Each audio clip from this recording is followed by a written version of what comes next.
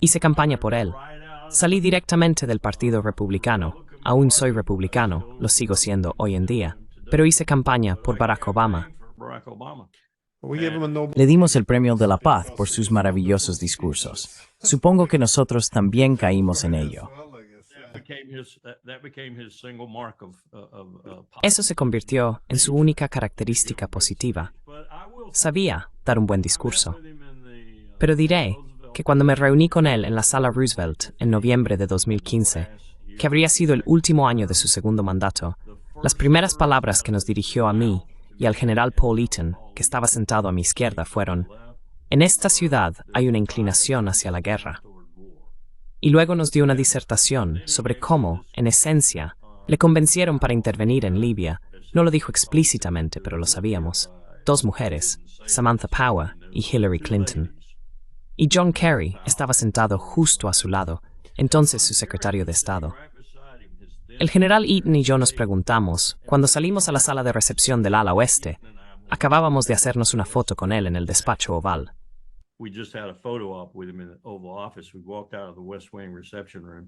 Salimos de la sala de recepción del ala oeste y nos preguntamos, ¿estaba hablando con nosotros, con John Kerry o consigo mismo? Y el general me miró y dijo, «Creo que con los tres». Yo le respondí, «Creo que tienes razón. Creo que tienes razón». Porque en ese momento, como recordarás, Kerry estaba defendiendo el envío de fuerzas terrestres estadounidenses a Siria. Así que el presidente aprovechó esa oportunidad, no solo para decir que había aprendido algo en 7 años. El Leviatán, que se siente atraído por la guerra, por supuesto, señor presidente, sino que también le estaba diciendo a Kerry que se callara, de esa manera indirecta, en esa reunión. Y se podía ver en la cara de John Kerry. Así que a Obama le engañó mucha gente, y creo que sobre todo le engañó su propia confianza en sí mismo. Y no funcionó. Vi que le pasó lo mismo a Powell. Powell pensó que podía manejar cualquier cosa, y descubrió que no podía. Así que Obama no era optimista respecto a Libia, pero fueron Samantha Power y Hillary Clinton quienes lo convencieron en ese asunto. Creo que ese era el sentido de lo que estaba diciendo. ¿Recuerdas que envió a Samantha a la ONU y la sacó de Washington? Y por supuesto, John Kerry se convirtió en secretario de Estado. No creo que estuviera contento con ninguno de los dos. Creo que pensaba que le habían vendido gato por liebre, especialmente en lo que respecta a Libia. Y esos comentarios que hizo Hillary le molestaron tanto a él como a mí, porque lo hablamos en privado. Llegamos, vimos, murió. Le dije que esas eran las declaraciones diplomáticas más poco diplomáticas que jamás había escuchado pronunciar a un supuesto diplomático estadounidense.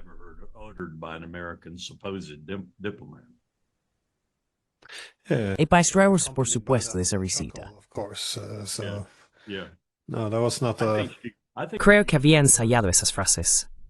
Creo que tenía toda la intención de decirlo en algún momento destacado de su entrevista.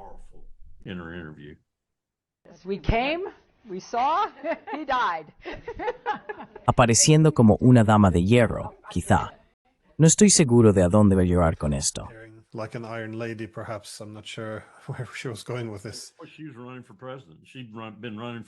Ella se estaba postulando para presidenta. Había estado postulándose para presidenta desde que dejó de ser primera dama. Y ya sabes, tuve que tratar con ella hasta cierto punto cuando iba a las reuniones de cierre en el Departamento de Estado, porque el secretario asistente de Asuntos Legislativos, Paul Kelly, era un buen amigo mío, un ex-marine, buen amigo mío. Así que iba a las reuniones de cierre cuando podía, por las tardes, de 5 a 6, y escuchaba lo que decía su subsecretario sobre el Senado y la Cámara de Representantes.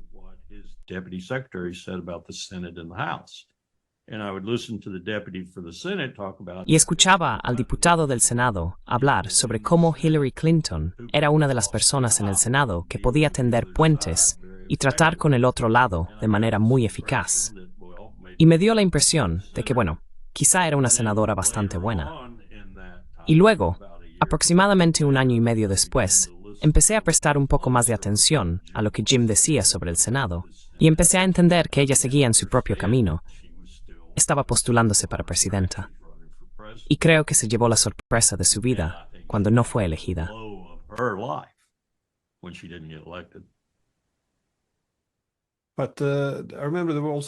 Pero recuerdo que también hubo historias, salieron en el New York Times, sobre Obama. Él quería retirar las tropas de las guerras, creo que especialmente de Irak. Pero luego sus nombrados no recuerdo de qué grupo de expertos, dominaron su administración. Centro para una nueva seguridad estadounidense. Sí que lograron influir en él para que continuara esa guerra también. ¿Tienes alguna opinión al respecto?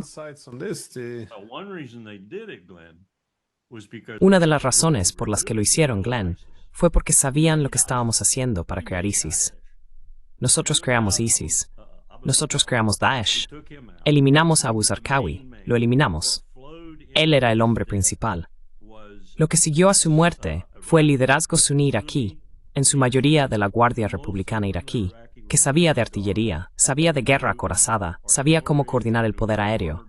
Eran militares, y bastante competentes como militares. Se volvieron incompetentes en muchos aspectos por el liderazgo de Saddam Hussein y por cómo él los orquestaba y los mantenía siempre bajo control.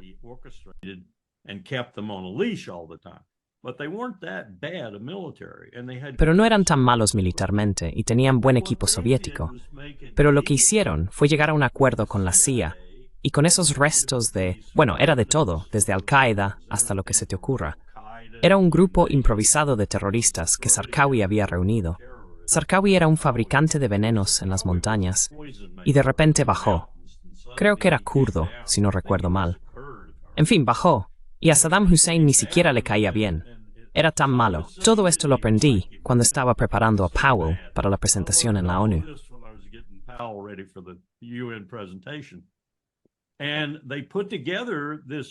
Y formaron esta organización, que cuando Estados Unidos se retirara de Irak de la manera que pudiera, iba a tomar Siria, tomar el norte de Irak, ya sabes, todo el califato. Querían un califato. Bueno, eso no era lo que querían los miembros de la Guardia Republicana. Cuando veías a esos tipos disparando rondas de artillería precisas, cuando los veías maniobrando tanques y todo eso, no eran personas que vinieran de Al-Qaeda o de alguna otra organización terrorista. Eran miembros de la Guardia Republicana de Irak. Así que la CIA ayudó a crear esa entidad y los enviamos a Siria para desestabilizar a Assad. Nos llevamos una sorpresa cuando comenzó la insurgencia en Irak.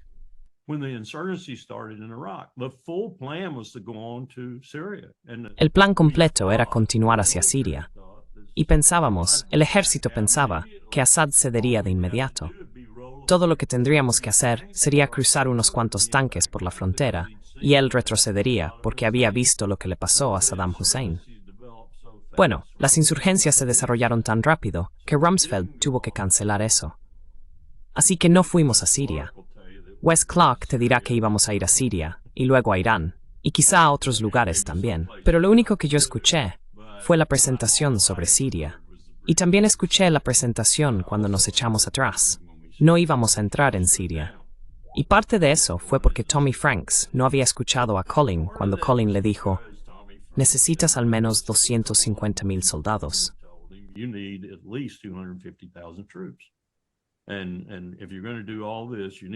Y si vas a hacer todo esto, necesitas al menos 250,000. Y tuviste la experiencia de la Primera Guerra del Golfo, donde teníamos más de 600,000. Mucha otra gente participó en esa, incluidos los sirios, los franceses y los saudíes. Y Tommy finalmente se enfadó con Colin y le respondió, escucha, Rumsfeld iba a darme un total de 50,000. Me alegro de haber conseguido 160,000. Y luego Rumsfeld dejó esa división colgada en el océano durante tanto tiempo. 16,000 hombres que iban a bajar por Turquía. Pero los turcos se echaron atrás en el último minuto y dijeron, no podéis hacer eso. No podéis entrar desde el norte. Así que tuvimos que trasladarlos, y se quedaron en el mar durante mucho tiempo.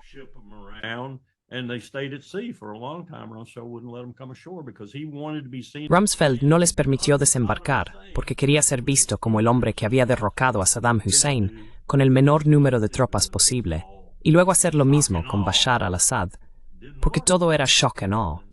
No funcionó. Y así, en todas partes, ya sabes, chupándose el dedo y sin operación en Siria, y desarrollamos una insurgencia con la CIA. En resumen, tuvimos que volver y luchar contra nuestras propias creaciones. Fue tan grave, Glenn, que en realidad tuvimos marines disparando a agentes de la CIA y agentes de la CIA disparando a marines en Siria porque unos no sabían lo que hacían los otros. Y la CIA también estaba colaborando con Al-Qaeda.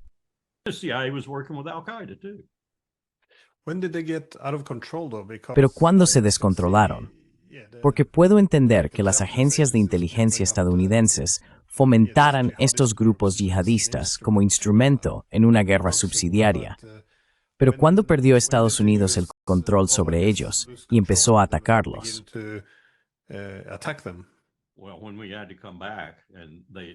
Bueno, cuando tuvimos que volver, y parecía que iban a lograr un progreso significativo, no creíamos que Petraeus realmente.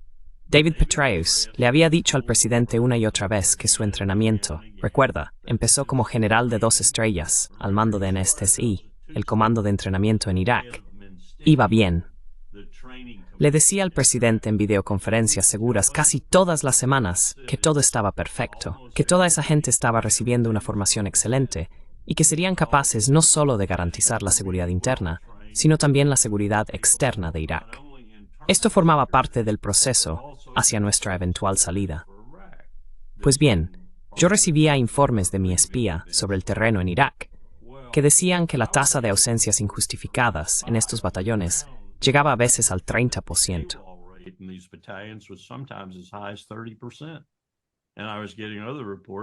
Y estaba recibiendo otros informes que decían que no sabían disparar bien y que no eran tan buenos como soldados. Bueno, Petraeus enviaba informes muy positivos al presidente. Así que pensábamos que el ejército que Petraeus había sido, en gran parte responsable de entrenar, y sobre el que había dado informes tan favorables al presidente, iba a ser capaz de manejar lo que quedara de cualquier insurgencia, o lo que fuera. Y ni siquiera estoy seguro de que el ejército convencional, la mano derecha, supiera completamente lo que estaba haciendo la CIA, la mano izquierda. Así que tuvimos que volver porque se convirtieron en unidades que tomaban y mantenían territorio. Y por eso tuvimos que volver. Obama no tenía elección. Tuvo que enviar fuerzas de nuevo a Irak porque el ejército iraquí no pudo manejarlo.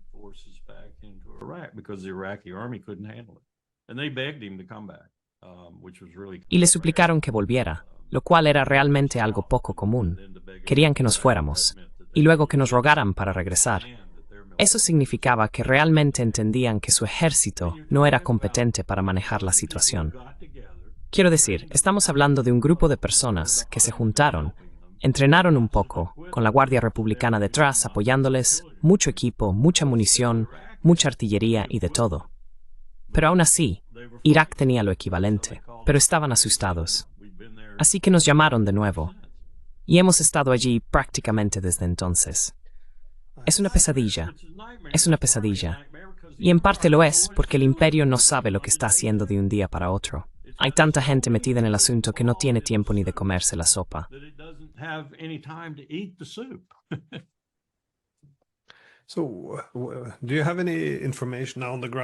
¿Tienes alguna información directa sobre lo que está ocurriendo en Siria? Porque supongo que Estados Unidos quería utilizar a Jolani y a sus secuaces para presionar y debilitar la posición de Assad. Pero realmente querían que él acabara donde está ahora, gobernando parte de Siria. Quiero decir, puede ser civilizado o gestionado. Esto parece tan... La forma en que era, ya sabes, con una recompensa por su cabeza, y al día siguiente, ya sabes, pasamos a ensalzarlo por crear una nueva Siria democrática. Llega un punto en que todo resulta muy caricaturesco, como que no puede haber sido su primera opción, supongo.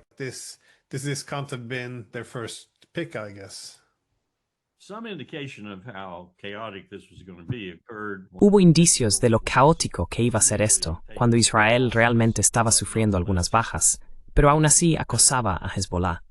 Y de repente, le pedimos a Netanyahu que se detuviera y se preparara para otra acción. Y esa otra acción, por supuesto, era Siria. Se lo dijimos. Él estuvo más que dispuesto a hacerlo, así que dejó en Líbano un elemento de economía de fuerzas, de contención. De todos modos, el alto el fuego se estaba gestando en ese momento, en parte por esto, y él se lanzó a Siria.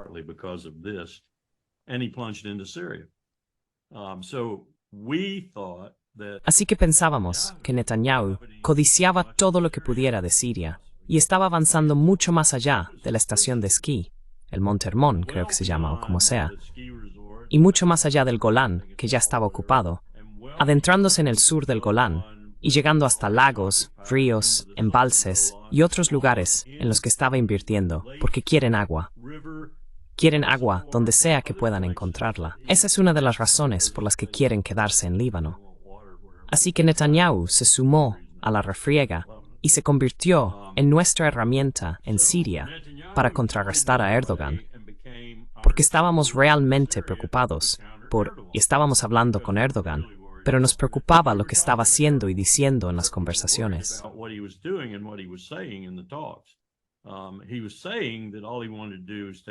Él decía que todo lo que quería hacer era ocuparse de ese elemento de la población kurda en Siria que le estaba causando problemas.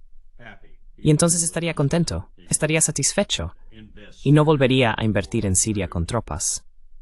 Y Netanyahu también estaba preocupado.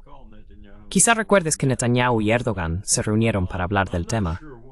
No estoy seguro de lo que determinaron, pero creo que se repartieron las tareas, e Israel dijo que seguiría bombardeando todo lo que pareciera siquiera remotamente un artefacto militar en Siria, incluso en Damasco, como ya han hecho varias veces. Y se encargarían de cualquier cosa que necesitara ser atendida si este tipo actuaba de una manera que pareciera ser perjudicial para los intereses de Erdogan o de Israel, cosa que Israel ha hecho.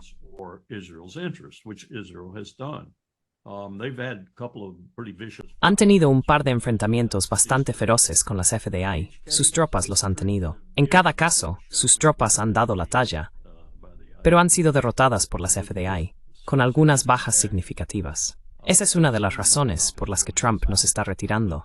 Pero notarás que dijo que nos retiraría hace 2 o 3 semanas.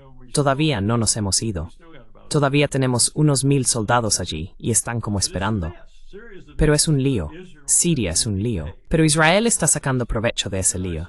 Y sospecho que no vas a ver a Israel, si sigue existiendo como Estado, lo cual cada vez es más cuestionable, irse de Siria nunca más. Tendrán un tramo bastante significativo de territorio rico en agua dentro de Siria, más allá de los altos del Golán.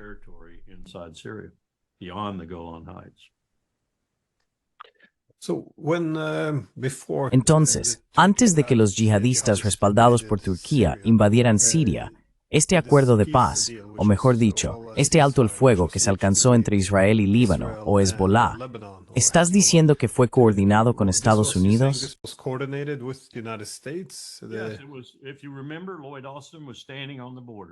Sí, si lo recuerdas, Lloyd Austin estaba en la frontera con Hezbollah, junto a su homólogo en las FDI, ahora no recuerdo el nombre del general, pero estaba allí diciendo, esto se va a detener, vamos a tener un alto el fuego, vamos a trazar líneas delimitadas y todo esto, y esto ya no será un componente que desvíe a los soldados israelíes de otras cosas que necesitan hacer, refiriéndose a Gaza, supongo. Y luego me enteré de que Austin no necesariamente mintió, pero sabía que eso no era así, porque sabía lo que iba a pasar. Sabía que el alto el fuego se estaba produciendo porque queríamos que Israel nos cubriera las espaldas mientras Assad era derrocado o luchaba ferozmente. Y esa fue la razón por la que el alto el fuego se produjo tan rápido, no porque Austin y Netanyahu lo quisieran.